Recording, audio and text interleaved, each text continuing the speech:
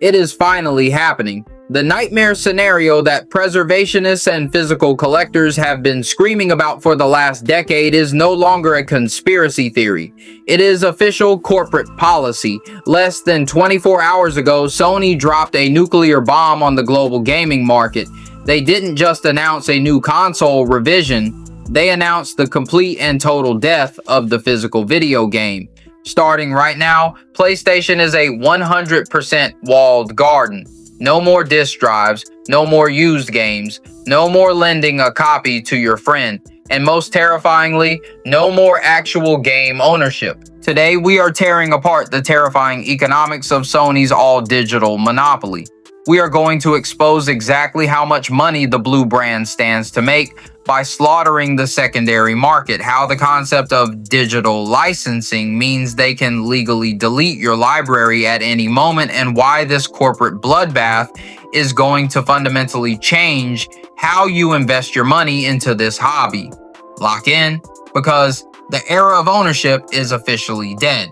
To navigate the modern gaming industry, you have to stop looking at press releases as updates and start reading them as economic declarations of war. On this channel, we focus on the macro view, tuning into that 888 frequency of true wealth, momentum, and resource control.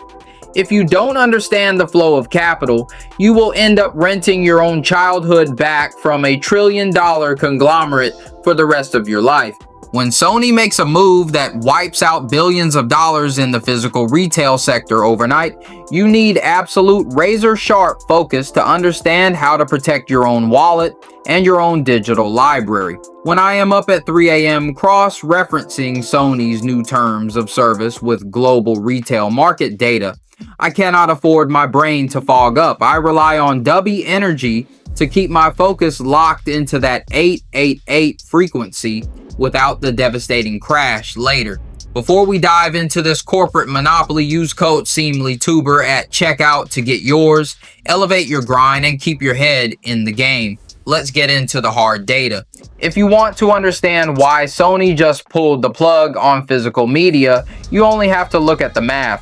This was never about convenience for the player. It has always been about absolute monopolistic control over the point of sale. When you bought a $70 physical disc at Walmart, Sony and the publisher didn't see all that money. Manufacturing the disc, shipping it across the ocean, paying the distributor, and giving Walmart their retail cut bled a massive percentage of the profit. But when you buy an $80 digital game directly from the PlayStation Network store, Sony takes a 30% platform tax right off the top, and the publisher keeps the rest. The profit margins are astronomically higher. But it's not just about the initial cut, it's about the death of price competition. When physical games exist, Walmart can put a game on clearance for $20 to clear shelf space. Amazon can run a flash sale. GameStop can sell a used copy for $30. The free market dictates the price. By going 100% digital, Sony has built an inescapable walled garden. You have exactly one place to buy PlayStation games: the PlayStation Store. If Sony decides a 6-year-old game is still worth $70, it will remain $70 forever because you have zero alternative options. You cannot shop around. They have effectively outlawed the free market on their platform. But the most devastating casualty of this digital-only mandate is the complete annihilation of the secondary market. For the entire history of this medium, gaming was subsidized by trade-ins. You bought a game, you beat it, and you traded it in to fund your next purchase. It was an ecosystem that allowed lower income players to actually participate in the hobby.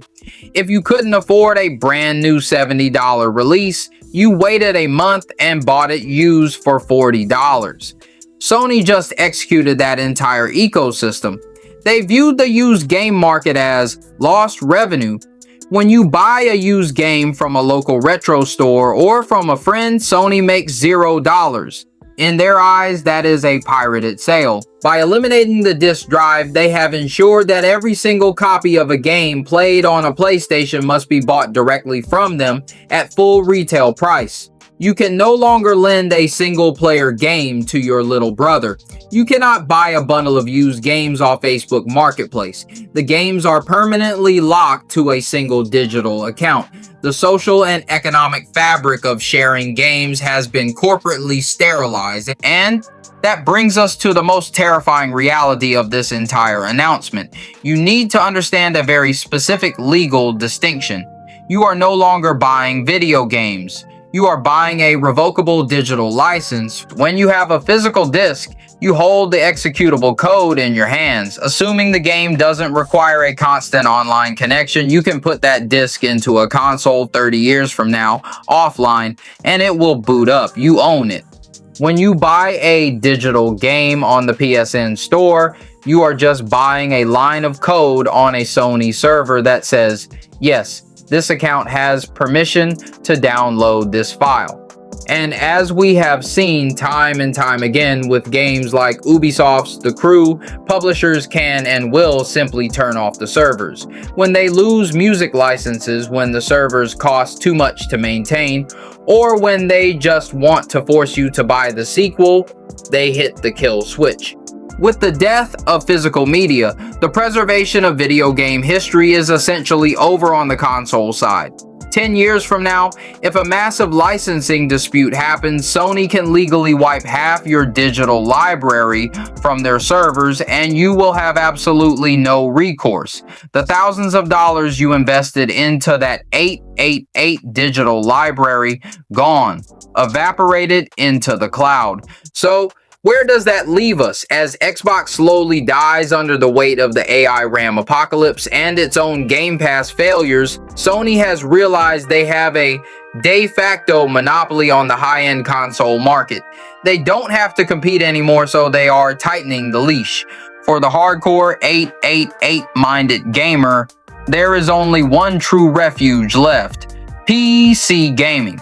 While Steam is also entirely digital, the PC ecosystem is an open platform. You can back up your own files. You can pirate abandoned software if you have to. You can mod games to bypass dead servers. On a console, you are a hostage in a walled garden. On a PC, you at least have the keys to your own machine. Sony knows that the casual audience, the millions of people who just buy Call of Duty and Madden every year, won't care. They will blindly accept the digital future because it's convenient. But for anyone who actually values their money and the history of this medium, this announcement is a massive red flag. The ultimate takeaway: the physical game is dead, and the trillion-dollar corporations killed it. You are transitioning from an owner to a permanent renter in a digital company town. If you continue to build your library exclusively inside Sony's walled garden, you have to accept that your entire collection can be legally erased the second it stops being profitable for them to host it.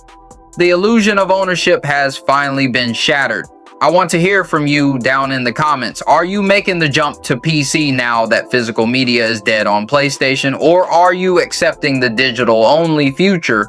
Protect your wealth, protect your library, and stop blindly trusting the corporations to preserve your art. If you want to understand exactly why Xbox surrendered the console war to let Sony build this monopoly in the first place, click the video right here on the screen to watch our deep dive into the Game Pass collapse. Stay focused, and I'll see you guys in the next one.